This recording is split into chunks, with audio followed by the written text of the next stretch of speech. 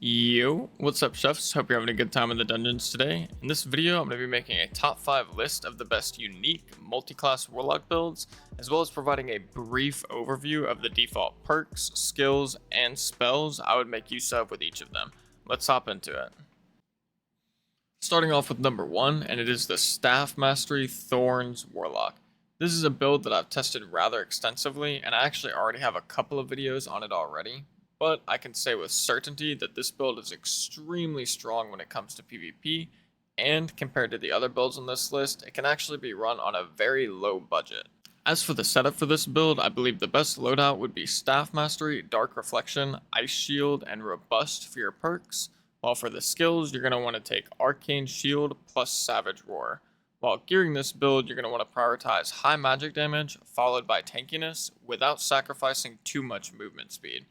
And honestly, a somewhat common theme for most of the builds on this list when gearing them is that I prioritize tankiness a little bit more than movement speed because of the current heavy melee meta. You shouldn't run into too many ranged players trying to kite you, and the tankiness is pretty valuable in head-to-head melee fights. Some honorable mentions for the optional aspects of the perks would be Protection from Evil, or PFE for short, Perseverance, Reactive Shield, and or any defensive perk you find valuable.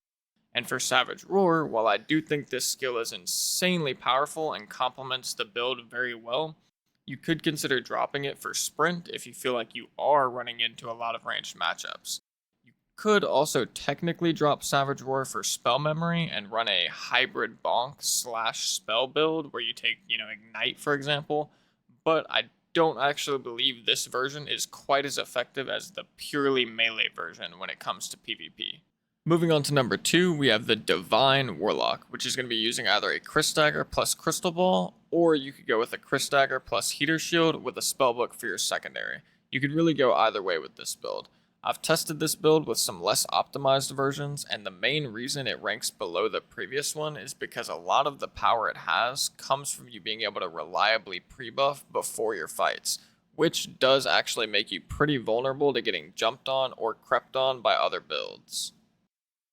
As for the setup for this build, the best loadout in my opinion is to run Dark Reflection, Poison Weapon, Shadow Touch, and Robust for perks, while the skills are going to be Smite plus Spell Memory. And your spell wheel should look something like this, but there is a ridiculous amount of variance for the spells, with just one example being to drop Hydra and Drain for Bloodstained Blade plus Curse of Pain, but I'm not going to cover all of those options here. For gearing this build, it's going to be the same priority as the previous one, which is going to be magic damage, followed by tankiness, followed by movement speed finally. And some honorable mentions for the optional perks would be if you feel like you have a surplus of damage, you could drop Shadow Touch for PFE, Ice Shield, or Perseverance, and you could technically do the same with Poison Weapon, once again, if you just feel like you have a surplus of damage. As for the skills, I don't think there is much wiggle room here personally, but you could consider dropping Smite for Arcane Shield, but you would just have less damage overall when it comes to PvP and bossing, but you'd have more tankiness and you'd have a more Thorns-based approach. Following that, we have number 3, which is going to be the Slayer Warlock. And yes, you heard that right, the Slayer Warlock, which functions via a Crit Dagger and a Crystal Ball activating the perk. Which I've only tested this build minimally, but I've just gotta say, what an interesting meta we found ourselves in. As for the setup for this build, the best loadout in my opinion is going to be Slayer, Dagger Mastery, Thrust, and Robust for the perks, while your skills are going to be Savage Roar plus Spell Memory. And your spell wheel should look something like this. Once again, a lot of variance here, so I'm not going to cover all the options. Your gear priority is going to be the same as the previous 2 builds. You're just going to end up swapping magic damage for physical damage, and then once again followed by tankiness and movement speed. And this is honestly the main reason it ranks slightly lower than the previous 2 builds, because a lot of other players that you run into are going to be running Savage Roar as well, which if you get hit by it is going to cut your physical damage by a large amount. Some honorable mentions for the optional aspects of the build would mainly just include potentially swapping Thrust for once again a defensive option such as Ice Shield, PFE, Perseverance, Reactive Shield, or something similar. And if you feel like you you're running into a lot of ranged matchups, you could swap out Savage Roar for Sprint, but you just have to keep in mind you're going to be losing a lot of defensive capabilities against most of the players you run into. Moving on to rank 4, we have the Hydraean Warlock. This build is going to be very similar to the traditional Hydraean Warlock, with the differences mainly coming from the perks, and a little bit from the spells.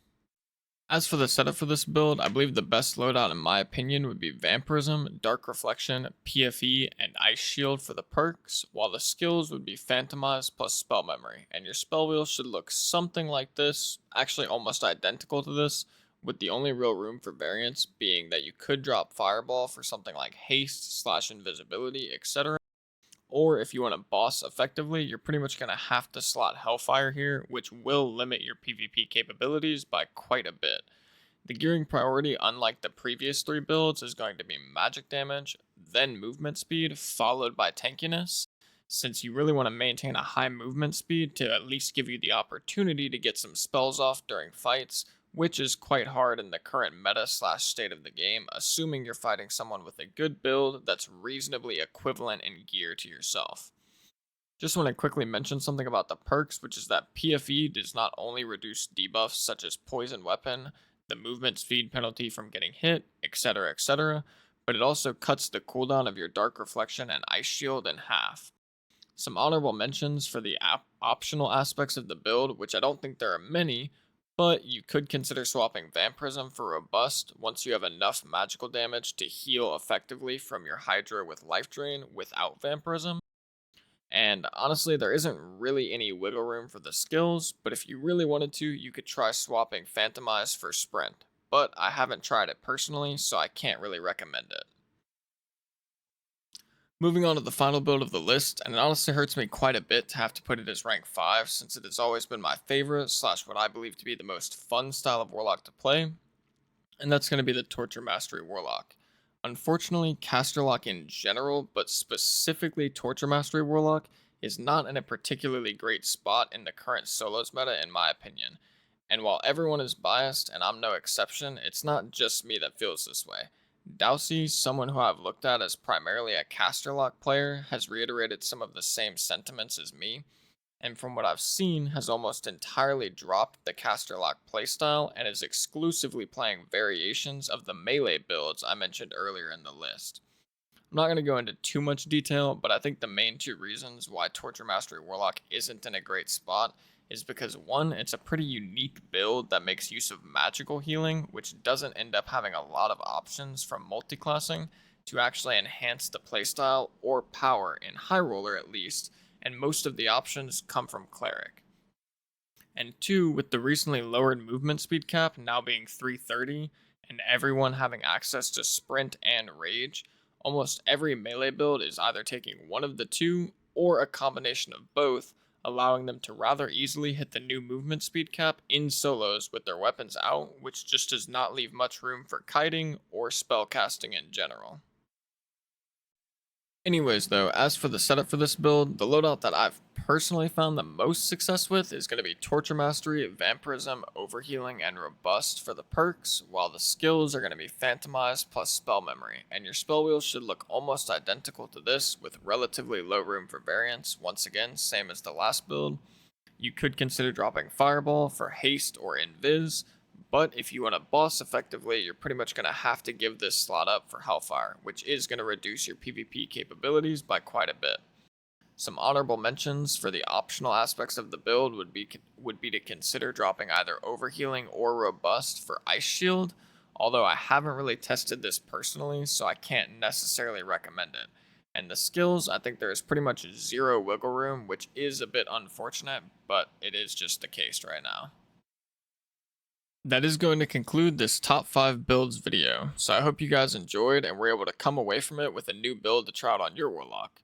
Once again, I hope I made it clear enough in the intro / video, but this is all just my opinion, and I'm eager to see some of the builds you guys cooked up for your Warlocks down in the comments. If you did enjoy the video, I'd really appreciate it if you consider dropping a like and a comment, or subscribing and hitting the notification bell. It all means a lot and significantly improves my ability to continue creating more dark and darker content in the future. And last but not least, take it easy, chefs. skies fade to gray as you fade away. As you fade away.